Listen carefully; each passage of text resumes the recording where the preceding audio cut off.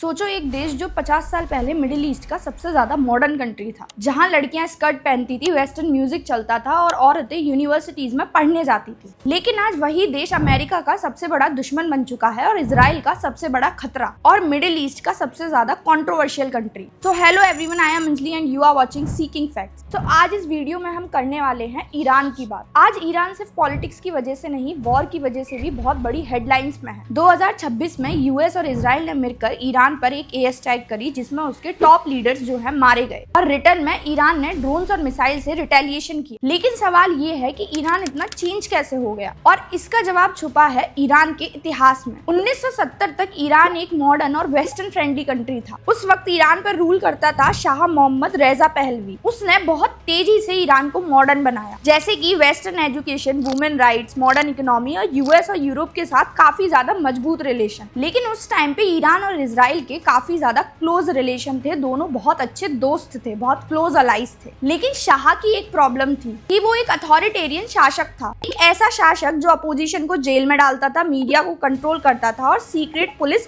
Repression करता था। इसीलिए धीरे धीरे ईरान के लोग शाह से नाराज होने लगे। यहाँ इंपॉर्टेंट बात नोटिस करने की ये है कि ईरान ने वेस्टर्न प्रिंसिपल्स अपना रखे थे, लेकिन वो कभी भी डेमोक्रेटिक कंट्री नहीं था। फिर आया 1979 का रिवॉल्यूशन, जिसने ईरान को पूरी तरीके से बदल के रख दिया। ये रिवॉल्यूशन बहुत बड़े पैमाने पे हुआ और इसको लीड किया अयातुल्ला खामेनी ने। उन्होंने शाह को हटा दिया, तख्ता पलट कर दिया और ईरान को बना दिया एक इस्लामिक रिपब्लिक। यहाँ से ईरान का सिस्टम पूरी तरीके से बदल गया। जो पहले एक अथॉरिटेरियन रूल था, अब यहाँ पे थियोक्रेसी आ चुकी थी। थियोक्रेटिक स्टेट एक ऐसी स्टेट होती है जहाँ रिलीजन का रूल आ जाता है। इस सिस्टम में सुप्रीम लीडर सबसे ज्यादा पावरफुल होता है, रिलीजियस और पॉलिटिक्स दोनों मिक्स हो जाते हैं और लॉज इस्लाम की आइडियोलॉजी के अकॉर्डिंग बनते हैं। इसी रिवॉल्यूशन ने ईरान को वेस्ट से पूरी तरीके से दूर कर दिया। लेकिन अब सवाल ये भी आता है कि वेस्ट के प्रिंसिपल्स को ना अपनाना ये एक स्टेट डिसीजन हो सकता है, लेकिन अमेरिका से इतनी गहरी दुश्मनी का क्या रीजन था? रिवॉल्यूशन के बाद एक बहुत बड़ा इंसिडेंट हुआ, जिसे यूएस एम्बेसी हॉस्टेज क्राइसिस 1979 बोला जाता है। ईरान के स्टूडेंट्स ने तेहरान में यूएस एम्बेसी पर कब्जा कर लिया और 52 अमेरिकन को 444 दिन तक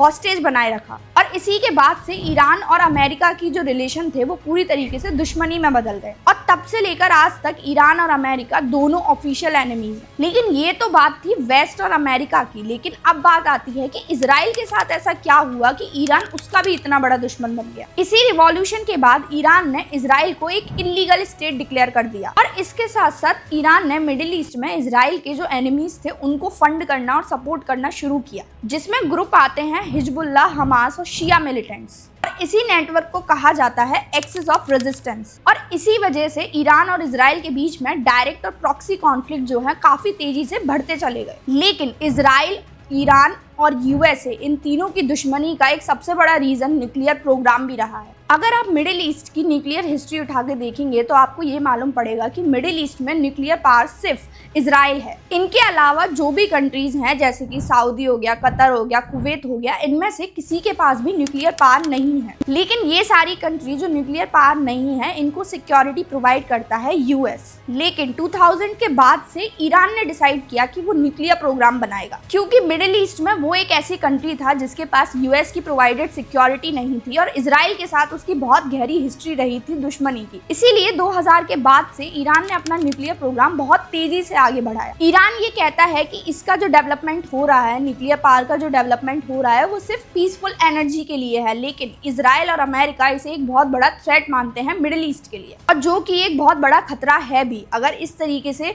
न्यूक्लियर डेवलपमेंट होता रहा तो इसकी वजह से कॉम्पिटिशन शुरू हो सकता है और बाकी जो नेशन है जिनके पास नहीं है न्यूक्लियर पावर, वो भी बनाने की कोशिश करेंगे। इससे यूएस और इजराइल का जो डोमिनेंस है मिडिल ईस्ट के अंदर वो कम हो सकता है। इसीलिए ईरान जो है हमेशा से बहुत बड़ा थ्रेट रहा है और अभी भी है इजराइल और यूएसए दोनों के लिए, जिसकी वजह से यूएस ने ईरान पर काफी बार हैवी सैंक्शंस भी लगाए हैं और इकोनॉमिक प्रेशर भी डाला है। लेकिन जब भी हम इंटरनेशनल रिलेशन की बात करते हैं तो ये मेजर दो प्रिंसिपल्स पे काम करता है। पहला है सेल्फ हेल्प और दूसरा है डेटरेंस। सेल्फ हेल्प का मतलब ये होता है कि हर कंट्री को अपनी सुरक्षा और अपनी मदद खुद ही करनी पड़ेगी। और उस सुरक्षा को करने के लिए ये बहुत जरूरी है कि वो कंट्री अपनी मिलिट्री कैपेबिलिटी को उतना सक्षम रखे। दूसरा प्रिंसिपल है डेटरेंस का, जिसका मतलब होता है डर बना के रखना, जिसका सबसे बड़ा एग्जाम्पल है यूक्रेन और ईरान। अगर आज यूक्रेन और ईरान दोनों में से कोई भी अगर न्यूक्लियर पावर होता तो उनका एक बहुत बड़ा डर रहता, उन पे अटैक करना इतना आसान नहीं होता क्योंकि उनका एक न्यूक्लियर डेटरेंस बना होता। लेकिन अगर वहीं हम आज की बात करें, आज जो ईरान और इजराइल के बीच का युद्ध है वो आज का युद्ध नहीं है, इसकी शुरुआत 2023 से हो चुकी थी।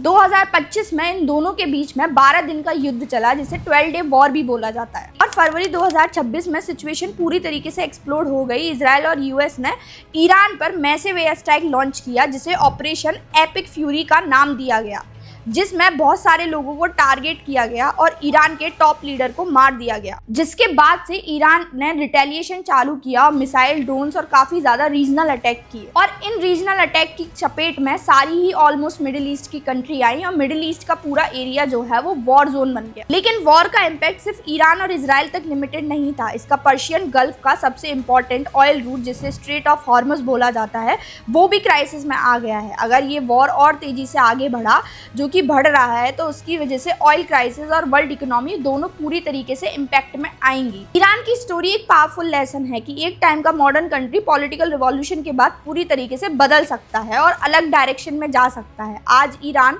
न्यूक्लियर पावर बनने की रेस में है, इजराइल का बिगेस्ट एनिमी बन चुका है और मिडिल ईस्ट जियोपॉलिटिक्स का सबसे बड़ा सेंटर बन चुका है। अगर ये करंट के कॉन्फ्लिक्ट्स ऐसे ही आगे तेजी से बढ़ते रहे तो ये मिडिल ईस्ट का बहुत ज्यादा डेंजरस वॉर में तब्दील हो जाएंगे। So if you find this video interesting then please do like, share and subscribe to our channel seeking facts and comment section में जरूर बताएं कि आपको ये वीडियो कैसी लगी।